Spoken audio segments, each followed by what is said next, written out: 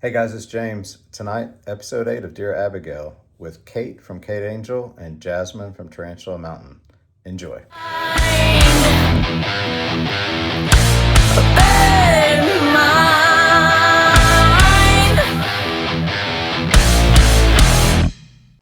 Hello, everybody. Welcome to Dear Abigail podcast, episode 8. Today we have Kate Angel with Kate and Jasmine from Tarantula Mountain.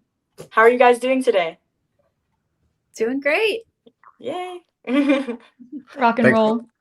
Yeah, thanks so much for joining us. So it's funny, Abby and I were communicating back and forth on Instagram, and I was like, Kate, your stuff kept coming up on our feed, and I was like, we need to get to know her and play a show with her. And I don't know how it happened. I guess it was just like putting it out in the universe or whatever. You sent us an email. We're super excited to get it to play that show with you. So thanks for reaching out to us, and it's nice to meet you. You've been really busy. Why don't you tell everybody what you've been up to? Absolutely. No, I just got back from the studio actually, but I've been working on an EP that's going to be released on February 6th. So we're doing an official release Friday, February 6th at Come and Take It Live. And I saw your song Left Out, and I really enjoyed like the production and everything about it, and it was very empowering to see another woman in rock music. So I think it's going to be cool to do this show together. And I've known Jasmine and Tarantula Mountain for a couple years now, and it's just very awesome to have a full woman in rock lineup. It's gonna be awesome. I know, I'm super excited. It's going to be amazing. So, Kate, the guitar player that's usually in the pictures with you, do you guys carry a permanent band, or is it mainly you and him, and then you have sub players, or how does it? Yes. So I do have a permanent band, but I have a new lineup now. So I do write myself, and then I bring songs to the band, and we collaborate with the pre-production and the final product. And I always enjoy the practices and putting the set lists together, especially transitions. Those are really fun. Cool. What is your guitar player's name? We have Presley on lead guitar, and then I also have my friend Levi who also plays guitar. They do a lot of dual lead, so actually they're doing lead back and forth. But I've been working with Presley only for a little while now, but he's really awesome. And Levi and we love to do a lot of co-production together.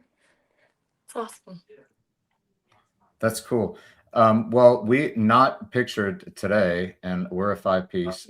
We have Corey on keys and Heather on drums. Jasmine, tell us a little bit about Tarantula Mountain and also your other band members. Sure. So we are currently a 3-piece, and we're training up a keys player. So at some point this year, we will have a 4th member, which we're really excited to integrate that element into our music. So we're revisiting our first album, which is currently out.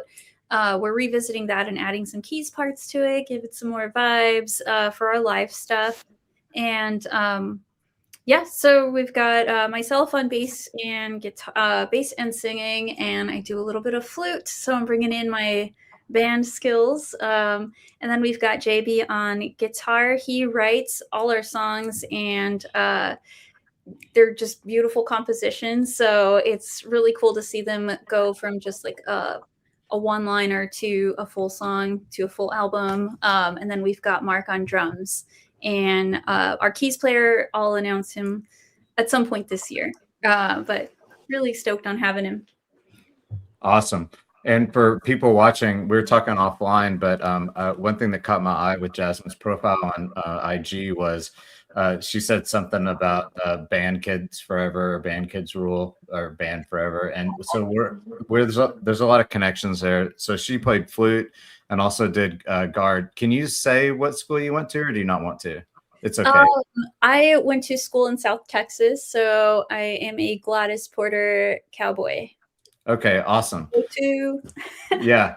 So that's cool. Obviously, I mean, you learn a lot. Kate, were you in any kind of formal music, whether it was choir, band, or? Yes, I have been in music schools growing up. I was in School of Rock. The first music school I went to was Premier Music Academy, and they were really heavy on rock music because I was originally going to be classically trained, and I really found a love for rock music there. And I was also in Band Aid School of Music for a while too. And I'm actually a vocal coach at a School of Rock Cedar Park now, but I've been heavily involved in music schools growing up, and I was also a show choir kid. So I would do like the dances, the singing, and the sets, go compete across Texas. It was really fun. That's awesome. Yeah, show choir is kind of like the jazz band of band. That's of the band program. Yes. That's really cool and a lot of fun. Well, Abby just started School of Yeah, Rock. I was just about to say that we're twins because I just got hired as like a vocal coach at the Spring School of Rock in Texas. I mean, not Texas, That's obviously Texas, awesome. Tomball area. So yeah, so That's awesome. Yeah, I for love School of sure. Rock. I know it's super fun. So, Laurie, what do you have for the ladies before I take over everything like usual? I'll let you ask, the normal questions, and then at the end I want to ask some kind of weird questions. Okay, great. Weird questions later. Okay, so Yeah. Jasmine, Tarantula Mountain, you guys have been around for a while, right? Yes, we started up in 2015. It was a very different iteration of the band. We were a 4-piece with like heavy metal vocals, and in 2020 that all shifted and became what it is now. So I think what it is now is a little more the direction we have always been like striving for. So What would you call it? I know probably none of us really want to be put in a box, ourselves included, but like what would you call it if you had to do it for fans of you know, some bands that you would name if they like this band, they would like you, or something along that lines? we're really inspired by A Perfect Circle and kind of the melodic darkness of Typo Negative, but also I don't know. I think we're kind of like a vibey alternative goth situation. If I had to Awesome. finally put it. Yeah. Yeah, no, that's a good description, I think. Kate, what about you? My go-tos and influences are definitely Evanescence, Hailstorm, and Paramore. And I really like the heavy alternative sound. And especially when I'm writing, I feel like the instrumentation's very heavy. And vocally, I'm really heavily influenced by Youngblood because he does a lot of pop rock stuff, even more classical rock stuff now. But his emotions and the way he evokes his vocal placement is very moving. And he is definitely one of my idols and someone I look up to when I'm writing my music. So it's definitely, I would say, heavy alternative rock vibe with some young blood and distortion in my sound. Awesome. Awesome. Well, so I know, and you've been around in several iterations also, right? You've been solo, and then when did you start performing, I guess, officially under Kate or Kate Angel? About 4 years ago, actually. I was in different bands growing up, trying to find myself. You know, the people around me were growing up and figuring things out as well, and who they wanted to be and what they wanted to do. I always knew that I wanted to do music and that I had a passion for singing and performing live. But I also love being heavily involved in the business side as well. And I've seen that journey just grow, and I've learned so many things from so many different people and about myself in doing that. So it'll be 4 years of Kate Angel. Yeah, that's awesome. So you guys have played before together quite a few times, handful of times. Yes. What are some of the happening? Because I have overnights in Austin, but we're usually downtown by 6th Street. I'm usually within walking distance of the Empire Room. I actually went to I used to listen to really heavy stuff, so it kind of worked out. It was like the Decibel magazine annual, whatever. I think I saw 200 stab wounds, and some other really heavy, but I also had to leave pretty quickly because it started smelling a certain way that I can't smell like whenever I have my job. So, but what are some happening venues down there? I know it's not necessarily 6th Street anymore, like it was in the 90s for sure. I don't know. I live in Cedar Park, so I don't really make it into town a whole lot. Yeah. Say for like Kate inviting us out to do this awesome show, I'm like, yes, I will do that. Yeah. Um, But like in your videos, I've seen videos of you guys playing around. Like, what are some venues that you guys have played at? Kick Butt Coffee is really popular. Love Kick Butt. Great sound. I love that they do the live stream for all their shows, which is really cool to see. You know, if you can't leave your house or you're not in town, you can still pop in and be part of the live Austin music scene. Elysium's throwing some really good shows. That's awesome. Yeah, some of Yeah. our friends up here just did Kick Butt Coffee not too long ago, and they live streamed too, right? Like, Yeah. yeah. Kate, what have you got for venues? Well, my favorite venue in Austin is Come and Take It Live. It's my favorite because the environment is awesome. The bands that have played there are super cool, and I love the live sound. It's a great venue.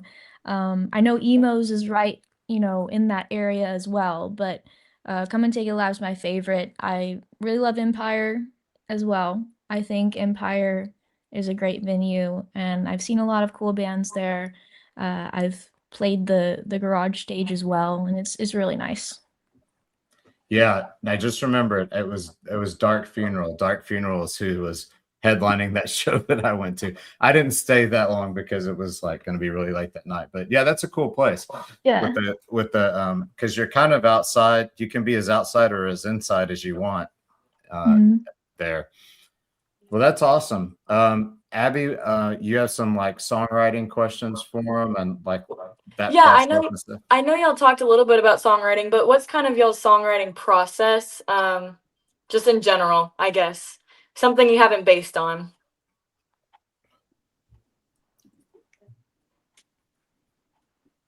I guess we'll go with Jasmine first. Oh no. So You got this. truthfully, because JB does a lot of the composition, I will contribute like little lyrical snippets. I'm like, hey, I sang this into my phone at 4 a.m. What do you think? And he's like, hold on, let me take that and like chew on it for a little bit. And a few days later, he's like, here's a song.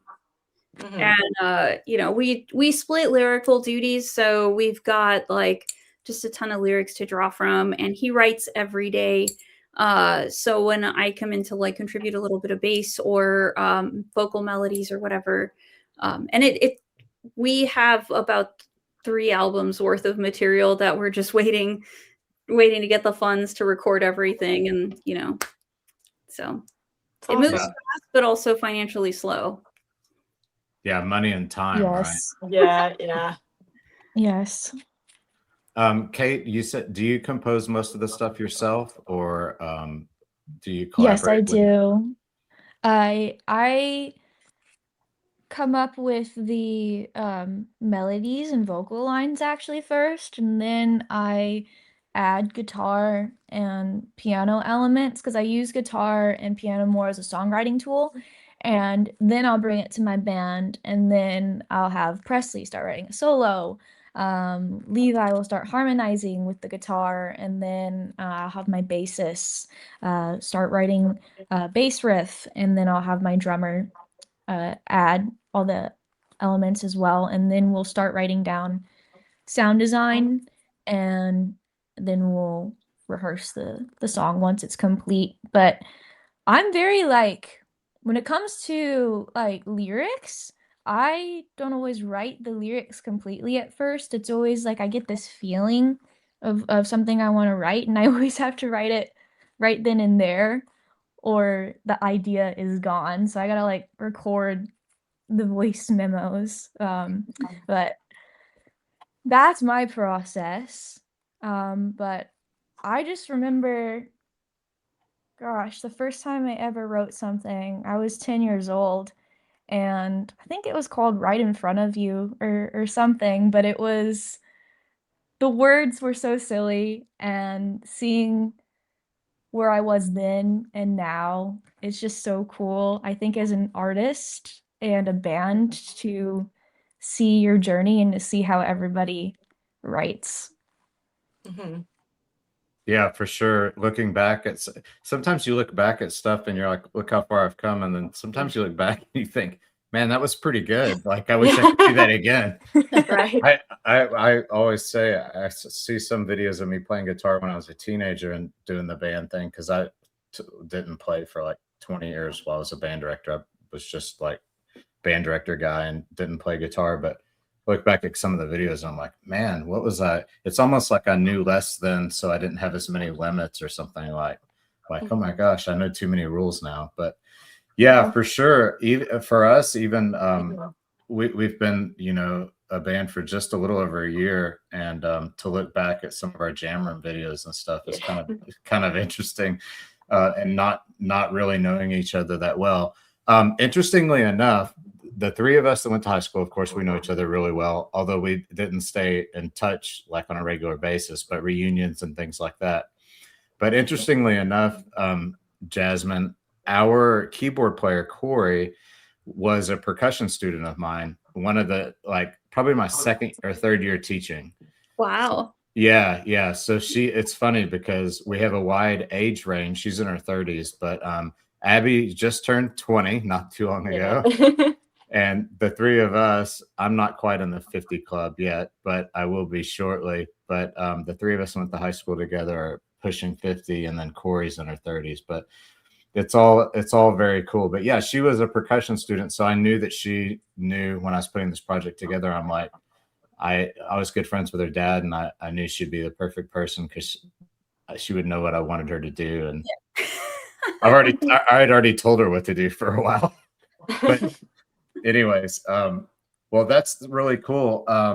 So in terms of recording, Kate, do you can you discuss where you record and who you use and that sort of thing, or is that I've it's okay if recorded you don't it want to? at different studios. So I've done Spectra, I've done Orb, I've done literally in my space and area with my friend Levi. We'll track stuff together, and he'll mix himself. But I would say for me, it's always been about the people that I've worked with, more so than the studio. I've always appreciated the people that I've worked with, like Kelsey Flanagan. I gotta give her credit. She's really awesome, and my friend Levi, and just working with creatives. It's really awesome to share that experience with people that you trust and can support you. But I've always preferred to do a day in the studio if I'm gonna do a day in the studio. For everyone, it's different. I know some people like to come back the next week and then add stuff, but we'll do like the pre-production, and then we'll just do the whole thing to get it done. Awesome. All Yeah. right, Jasmine, how about you guys? We've been really lucky to track drums in a bunch of really great studios around town. Oh gosh, why can't I remember what it's called?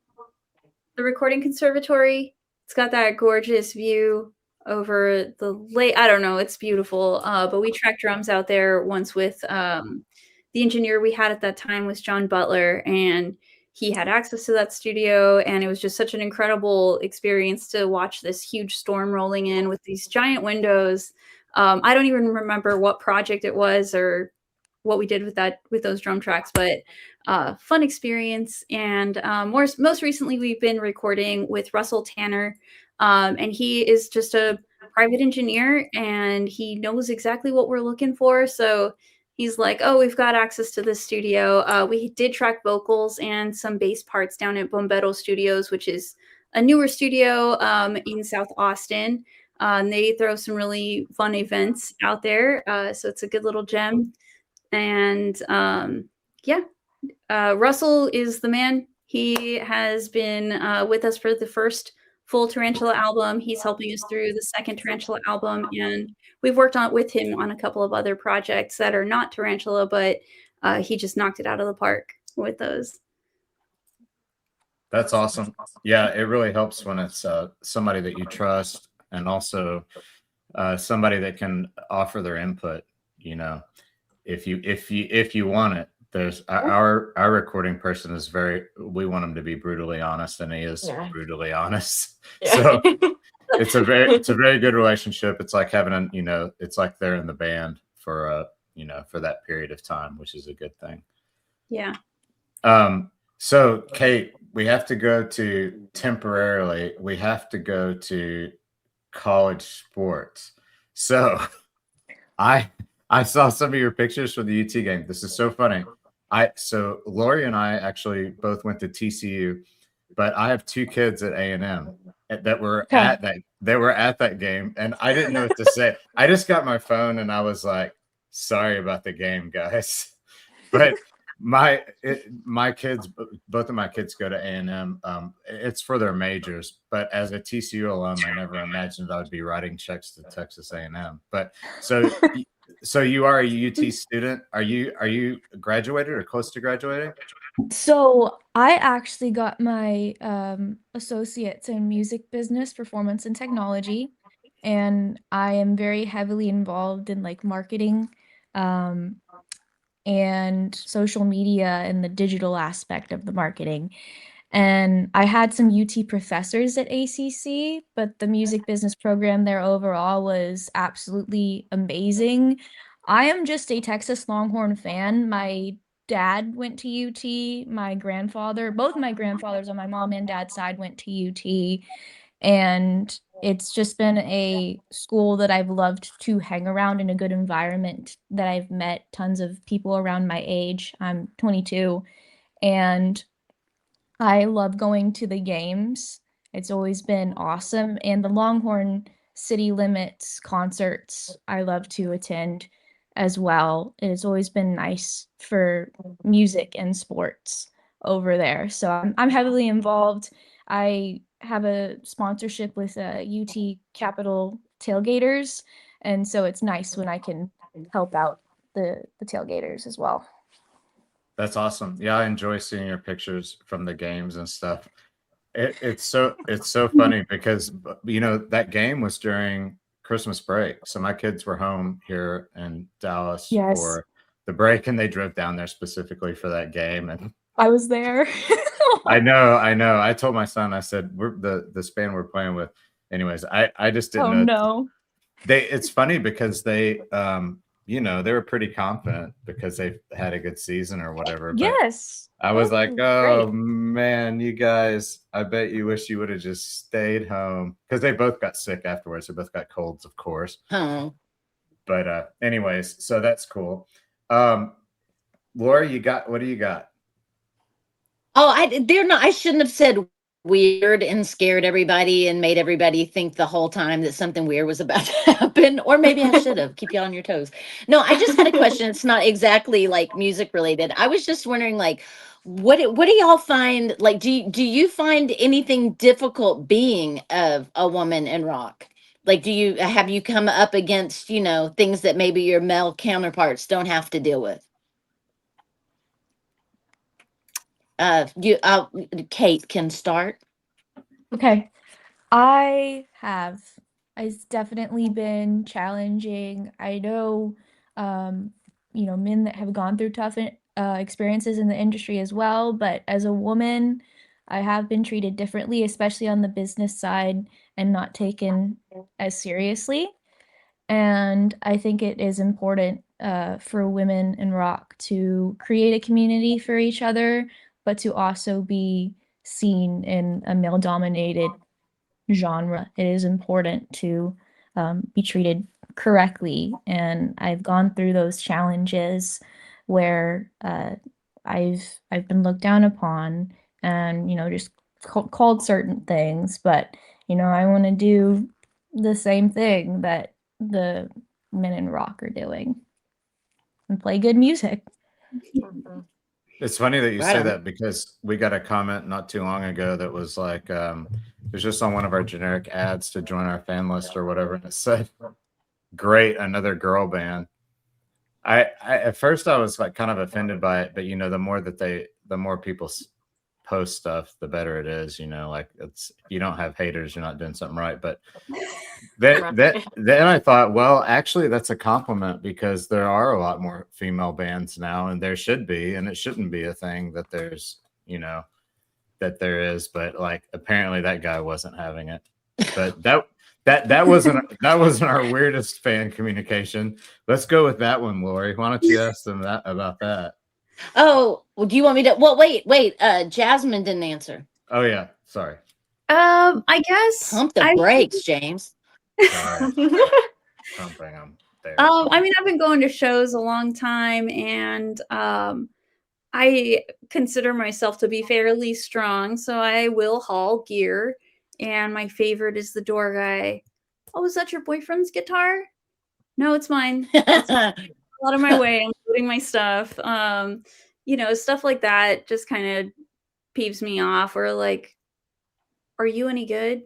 I don't know. Give me 20 minutes and I guess you'll see us play and you can assess and your opinion will be yours and good luck. But aside from, I think I work in music education, so I see musicians of all skill levels.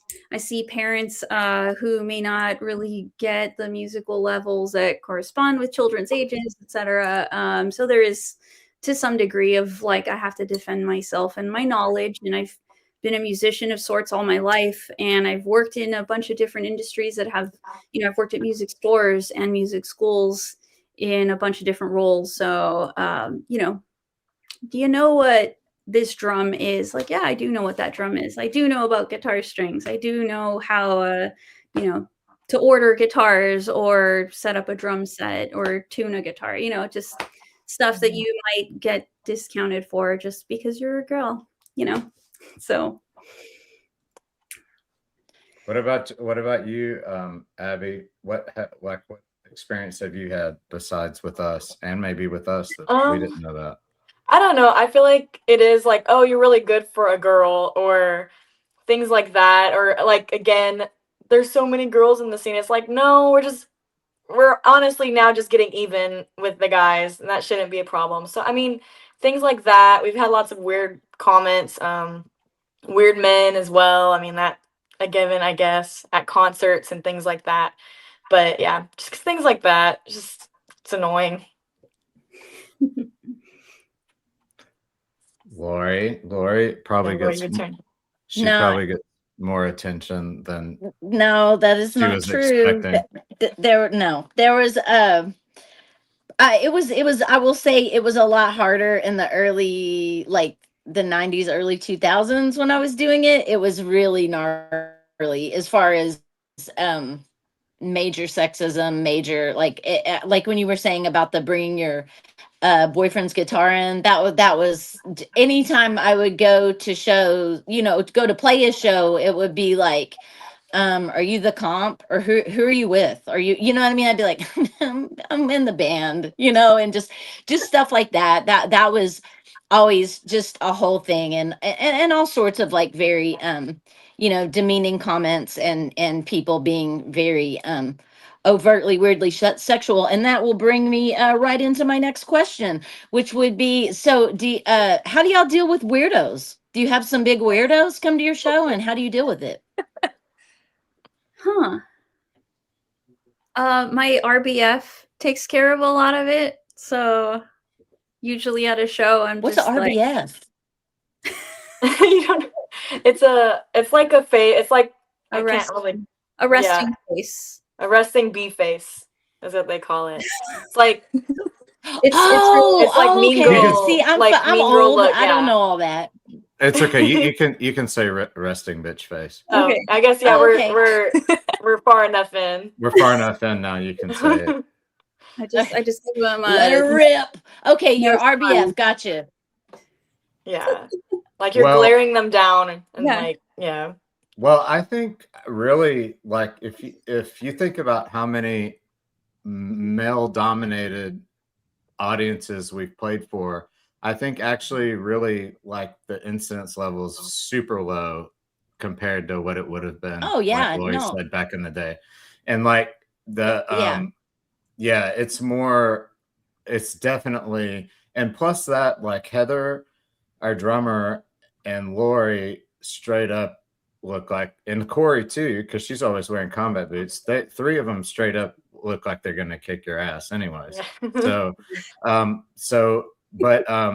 And I think almost they feel like too, this is just Oh. guessing. It's no, she can come back. I don't know. Yeah. Sorry, you were momentarily gone. Oh, that's Um, crazy. I think it's your reception at your place, but it's fine. But anyways, they it's almost like because Abby was 19 until March, and it's Yeah. like I almost think that they felt like she was too young or felt too guilty to say anything to her. So Laurie was the one, and she hates for me to tell this story, but I'm going to tell it anyways because I have to. But like she has people that want pictures of her feet and stuff, which they're cute, I guess. I don't know. You guess. I mean, they're definitely, her feet Damn. are definitely cute. Her feet are definitely cute. Yeah, that's like look, come on. But she's gotten some of that. She's gotten some other. I think she's caught a lot more than Abby has. But yeah, I think what you're saying is right, Jasmine. Like a lot, you know, the females are a lot stronger. I guess exude strength more, and that almost makes people kind of at least until they get too intoxicated, afraid to do anything.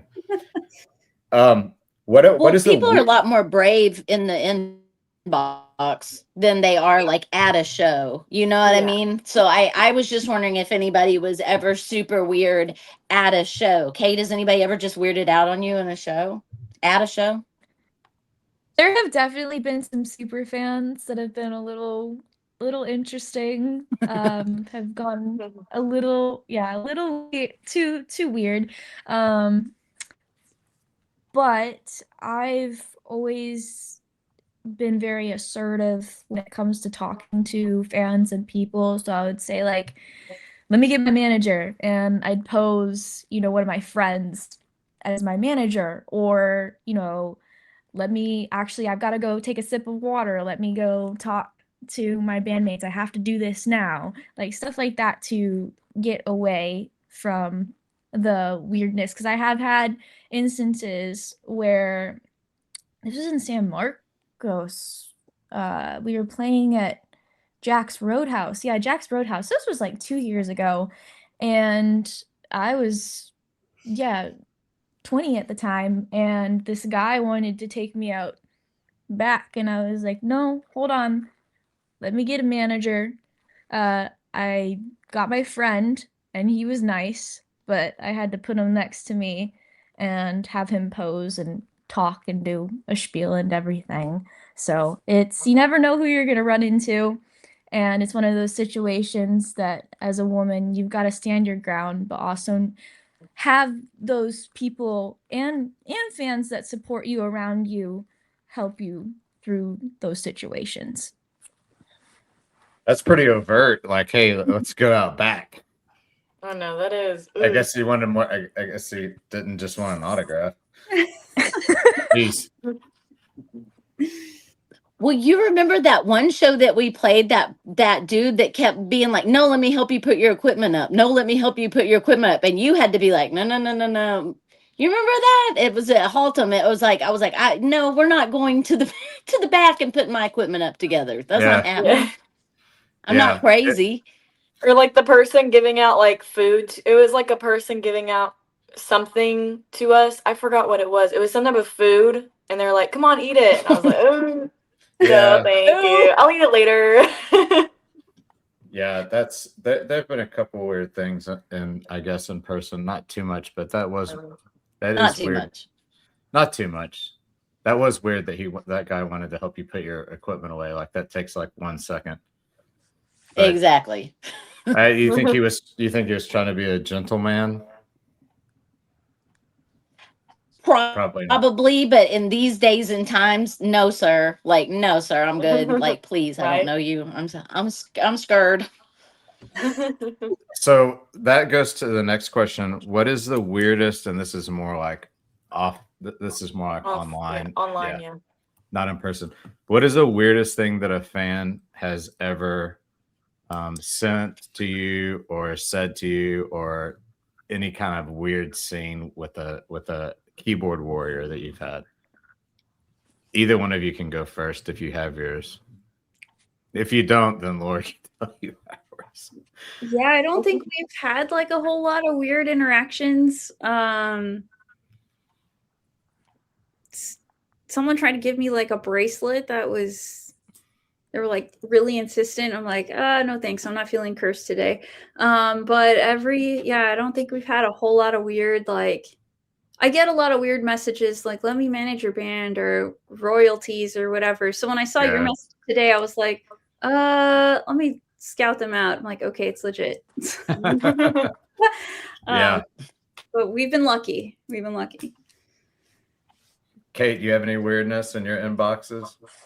I've had some weird messages or just like some like sketchy posing type stuff, but in overall the in-person interactions have been really, really good. You know, other than the weirdness. I do I have the messenger, like the Meta business part of it, so I get all the messages. So like occasionally I'll get like "you're beautiful" type of thing. Of course, it's not for me, it's for Abby, but it's like "you're so beautiful." I just go into the next one, whatever. But by far, the weirdest thing that we've ever had is Oh no, here we go. our fan list has this bot that runs itself, and it's just basically saying, "Hey, thanks for signing up for our fan list. Go follow us on whatever your streaming platform is." It's like kicked off by a keyword, right? Ask it what their favorite streaming service is, and then whenever they respond with one of the services, then it runs its script. And so it's a fairly benign script or whatever, but I just happened to wake up in the middle of the night, was doom scrolling some other stuff on my phone, and I saw this message pop up. And it was from this guy, and he said something, I'm paraphrasing, but something along the lines of, use that line on everybody. If you think that that's going to get me, then you have another thing coming or whatever. My what did he say, Laurie? He just said they. Well, not that part. Oh. Yeah. It was my money. Oh, my money. My money is like my love. Oh you have to earn it. Yes. It's not even asking for money. It was saying, just YouTube subscription. It's just saying, hey, follow us on whatever. Anyways, he was like, does that stupid line work on everybody? You're not getting my money. My money's like my love. It has to be earned. Blah, blah, blah. So I'm like, oh my gosh. Well, before I even got done reading that, he started sending another message or whatever. And Laurie, I'll let you take this part just because it's kind of your thing. But it's my favorite thing in the world. I'm not even gonna hold you. It's my favorite thing in the world. So he said, he was like, I can't give you this money. They took my toe. And you scroll down and he literally sends a picture of his foot missing his big toe. And I mean, not good. Like it looks like somebody took scissors and cut it off. Like it's a whole thing. And so that was one of the craziest things. His name was Gene, and we always talk about they took Gene's toe. They took it, and we got to. So yeah, I've never had a picture of a foot with a missing toe. So if y'all have a better story than that, please. I mean, I feel bad for him because I obviously he's very confused about what was going on Do with the you? fan list. But not only that, no, I feel bad for him because if you look at the picture, it's going to be another toe next, and then eventually probably his whole foot. His because foot, yeah. it's not medically like going Doesn't well look down there. good. Doesn't look good. But the He picture they was sent, it literally looked like he went out to his garage and took a pair of dikes and like snipped this big toe off. It did not. It was not dressed. It was not. Oh my god. It's well, no. So I don't that's know kind who of they were, but they did a hard job on it. And then what was I'm guessing he was just screwed up on painkillers, and Abby just triggered him. yeah. He probably was. He was triggered by Abby's bot that wanted his love and his He was money. like, yeah, he wanted her love. And then remember, he also said something about, are you gonna let me go backstage at one of your Yeah. shows or Oh something? yeah, I he was was like, saying, what? You're yeah, walking? because you apologized on the thing. You're like, I'm so sorry, we'll take you off the fan list. And he's like, well, don't I get a backstage pass or something? Like something free? Like, no. It was- Yeah. like that makes us not want to do that. No. Yeah, that's kind of how it went down because I always try to take the high road in every situation in the music business, I guess. But I had said, praying for you, bless you, whatever. Like, I hope you feel better. I will make sure you don't get another message or whatever. And then that's kind of when Then he got really, he threw a second fit and he was like, oh, fine, great. Now I don't even get my backstage passes. I was like, I don't even think there's a backstage where you live. I'm not going to name where he lives, but he lives in a Texas city. And I'm like, I really can't think of a place there that would even have a backstage. But yeah, I guess there went your backstage passes. I don't know. But yeah, that was probably our weirdest thing. Okay. Well, shifting from that. Okay. So Kate, you got the EP release party, the show that we're playing on. I'm going to put that up in just a second so that people can see it. What else do you have planned for 2026 for Kate Angel? So I am also playing a show in March. Right now we've got a show March 5th, playing with a band called Blue Sparrow at Hotel Vegas. And then I've got some other shows that we were invited to be a part of that I'm working on. And then I'll also be in Corpus at House of Rock April 11th. And I'm just planning out the spring and summer shows right now in the early stages. And I've been creating some new music as well. My favorite thing to do is live shows. So I'm always finding, ways to connect in the live scene and to perform with my band. And yeah, I want to focus on live shows, and we are doing that. And then we're going to be writing some more new music soon. The place in Corpus, House of Rock, that's the same people, right? Is it Come and Take It Live Productions? Oh, Yes. Cool. Yes. Jasmine, how about you? What's on the docket for 2026 for Tarantula?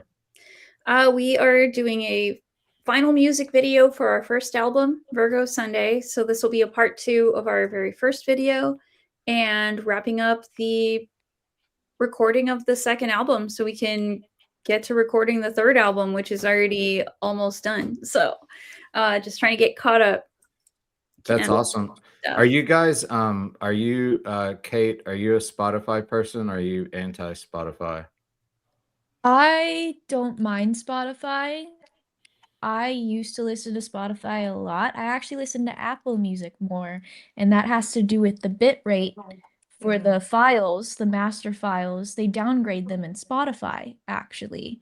So in Apple Music, it's a lot more like clean and clear for musicians to hear. But I listen to both platforms. And you put your music on all the platforms? Yes, I do. Yes, Spotify, Apple, Amazon, Deezer, all of the music platforms. And same for you, Jasmine? Mm-hmm. Yeah. So when we first started out, we didn't really care anything about any of that. And we really didn't care about Spotify. But then I guess we got educated by the people that work with us, and they're like, you got to care about it. So now we do care about it, but that's a whole different ball game altogether. Okay, so we can find your music on all the streaming platforms. I'm going to share the screen that shows the show, and here's where you can get tickets if you're in the Austin area. This is on Friday, February 6th. It's Kate Angel's Prove It EP release party. And we, along with Tarantula Mountain, have the privilege of playing with them. And this is where you can get your tickets. And then I will go to, let me find the, I'll go to Kate Angel Music so that they can see that too. Let's see.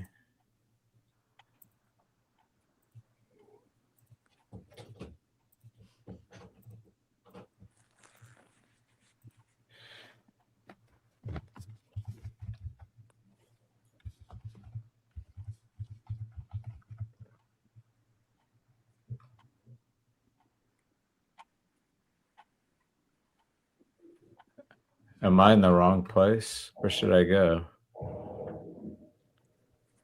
Right there, the link tree.